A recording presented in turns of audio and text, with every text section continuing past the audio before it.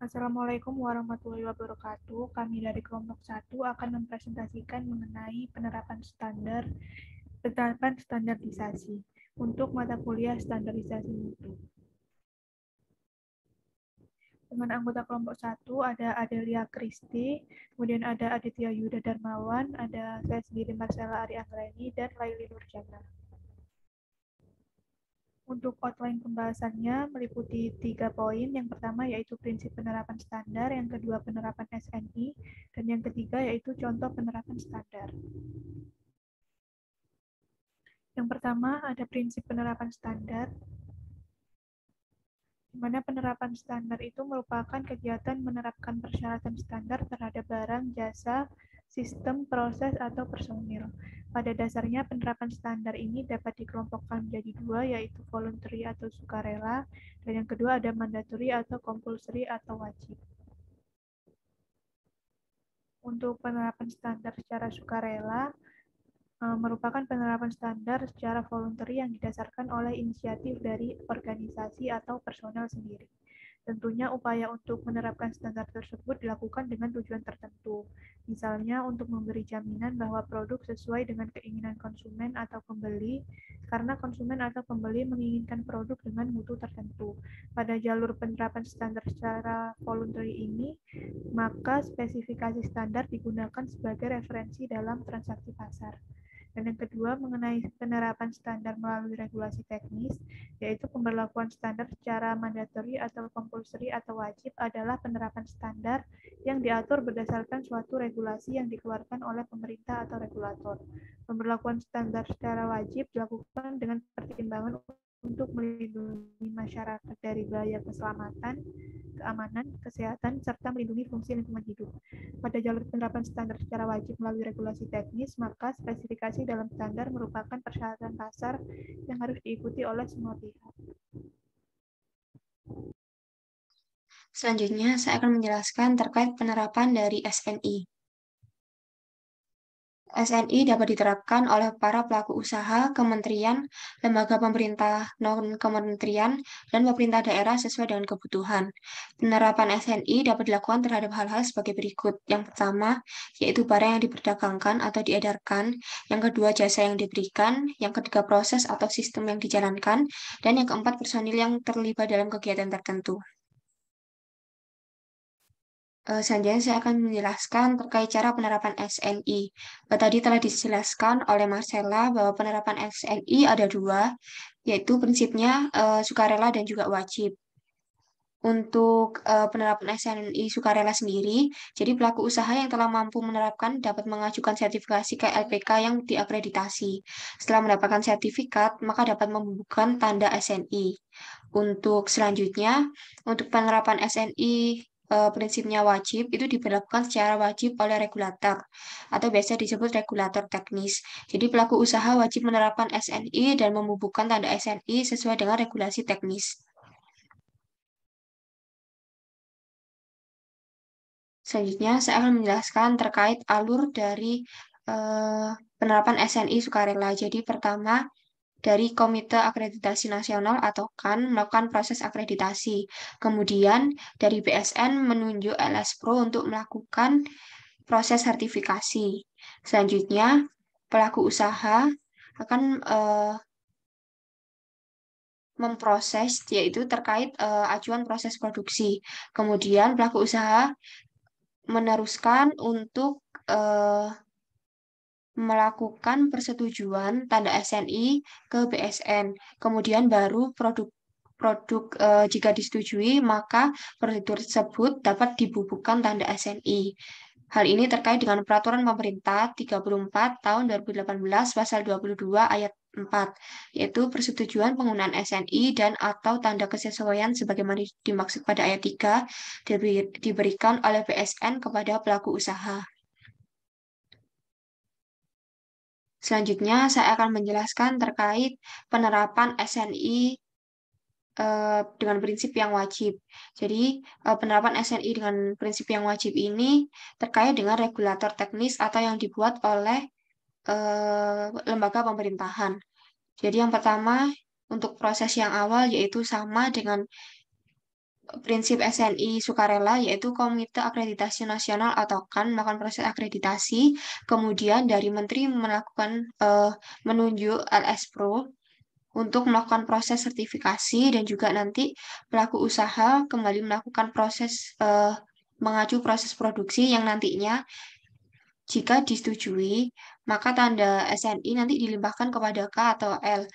Nah, kemudian baru dapat pelaku usaha dapat dibubuhkan tanda SNI atau diberikan tanda SNI. Nah, hal ini terkait dengan Peraturan Pemerintah 34 tahun 2018 pasal 31, yaitu BSN melimpahkan kewenangan pemberian persetujuan penggunaan tanda SNI sebagaimana dimaksud dalam pasal 29 ayat 2 dan pasal 30 huruf A kepada kementerian dan atau lembaga pemerintah non-kementerian yang menetapkan pemberlakuan SNI secara wajib sebagaimana dimaksud dalam pasal 25 ayat 2. Selanjutnya, saya akan menjelaskan terkait penerapan SNI secara wajib, yaitu pemberlakuan SNI secara wajib ini kembali dilakukan oleh Menteri dan atau Kepala Lembaga Pemerintah non-kementerian dalam bentuk peraturan sesuai dengan kewenangannya berdasarkan peraturan perundang-undangan dengan mempertimbangkan yang pertama, keselamatan, keamanan, kesehatan, dan pelestarian fungsi lingkungan hidup. Yang kedua, daya saing produsen nasional dan persaingan usaha yang sehat. Yang ketiga, kemampuan dan kesiapan dunia usaha nasional. Yang keempat, kesiapan infrastruktur LPK. Yang kelima, budaya, adat istiadat atau tradisi berdasarkan kearifan lokal. Dan yang terakhir, kepentingan nasional lainnya sesuai dengan ketentuan peraturan perundang-undangan. Berikut merupakan proses pengajuan SPPT SNI, yaitu dimulai dari pelaku usaha yang akan memproses terkait barang jasa, proses sistem personal yang ingin dibubuhkan tanda SNI, kemudian LPK melakukan penilaian kesesuaian berdasarkan SNI, kemudian jika disetujui maka pelaku usaha dapat mendapatkan sertifikat kesesuaian. Kemudian dari pelaku usaha mengurus kepada BSN yang nantinya dari BSN sendiri jika menyetujui akan memberikan atau membubuhkan tanda SNI terkait barang jasa proses sistem personal yang telah diurus tadi. Berikut merupakan contoh surat persetujuan penggunaan tanda SNI yang nantinya terdapat nomor, nama, dan informasi barang, proses, maupun jasa yang dilakukan penilaian kesesuaian.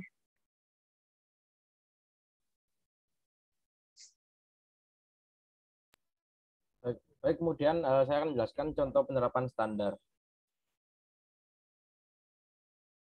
Contoh penerapan standar yang pertama yaitu penerapan standar pada sebuah produk. Dan di sini contohnya adalah produk helm, yaitu yang memiliki SNI bernomor 1811 tahun 2007, yaitu helm pengendara kendaraan roda 2. Kecelakaan akibat benturan pada kepala merupakan penyebab utama kematian pada kecelakaan kendaraan bermotor roda 2. Oleh karena itu, pemerintah menetapkan peraturan melalui Permen Perindustrian nomor 40 MIND /Per /4 2009 tentang pemberlakuan standar nasional Indonesia atau SNI helm pengendara bermotor roda 2 secara wajib. Lewat peraturan itu dibuatlah SNI 1811 tahun 2007 tentang kewajiban penggunaan helm bagi pengendara roda 2. SNI tersebut menetapkan persyaratan meliputi material atau bahan, konstruksi dan ukuran, serta pengujian. Kemudian contoh penerapan standar yang kedua yaitu penerapan standar pada sistem manajemen mutu. Di sini saya ambil contoh yaitu manajemen mutu pada PT Gunung Subur yaitu SNI ISO 9001 tahun 2008. Penerapan SNI ISO 9001 2008 menandaskan komitmen PT Gunung Subur pada peningkatan kualifikasi sumber daya manusia. Bagi PT Gunung Subur, mempertahankan kualitas produk dan kehandalan pelayanan merupakan kunci yang cukup ampuh. Meskipun bersaing dengan negara lain yang menghasilkan produk sejenis, PT Gunung Subur tidak gentar dan tetap mengandalkan mutu produk dan pelayanan.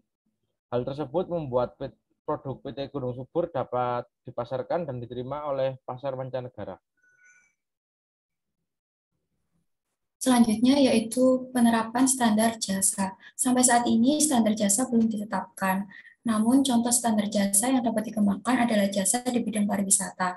Saat ini usaha pariwisata diatur dalam Undang-Undang Nomor 14 Tahun tahun 2009 yang mencakup beberapa usaha. Contohnya yaitu pada penerapan standar jasa perjalanan wisata yang dibagi menjadi dua, yaitu Biro Perjalanan Wisata, di mana Biro Perjalanan Wisata merupakan usaha penyediaan jasa perencanaan perjalanan dan atau jasa pelayanan dan penyelenggaraan pariwisata, termasuk penyelenggaraan perjalanan ibadah. Yang kedua yaitu agen perjalanan wisata, di mana agen perjalanan wisata adalah usaha jasa pemesanan sarana seperti pemesanan tiket dan pemesanan akomodasi, serta pengurusan dokumen perjalanan. Selanjutnya yaitu penerapan standar proses. Contohnya yaitu pada SNI 6279 tahun 2010 mengenai sistem pangan organik yang menetapkan sistem produksi organik untuk A. tanaman segar dan produk tanaman, ternak, dan produk peternakan dengan prinsip-prinsip produksi dan aturan inspeksi yang spesifik. B. produk olahan tanaman dan ternak untuk tujuan konsumsi manusia yang dihasilkan dari butir A di atas.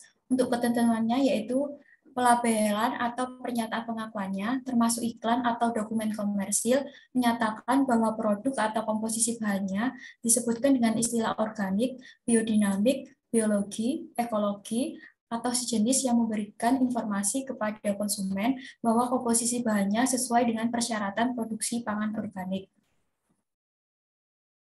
Dan yang terakhir yaitu penerapan standar personal. Tujuannya yaitu dengan keberterimaan kompetensi personal untuk bidang tertentu saat ini sangat diperlukan. Hal tersebut untuk membuktikan bahwa kemampuan yang dimiliki seseorang sesuai dengan kualifikasi yang diperlukan oleh suatu bidang kerja tertentu. Contohnya yaitu pada SNI 13 6552 tahun 2001 tentang kompetensi kerja tenaga teknik khusus atau TTK Migas bidang pemboran. SNI tersebut memuat standar kompetensi minimal sehingga digunakan sebagai acuan bagi personal yang ingin mempunyai jabatan sebagai TTK Migas bidang pemboran. SNI tersebut juga sebagai acuan bagi lembaga sertifikasi personal dalam menilai kemampuan personal TTK bidang pemboran. Sekian presentasi dari kelompok kami mengenai penerapan standar nasional Indonesia. Kami mohon maaf bila ada kesalahan. Dan kami akhiri, wassalamualaikum warahmatullahi wabarakatuh.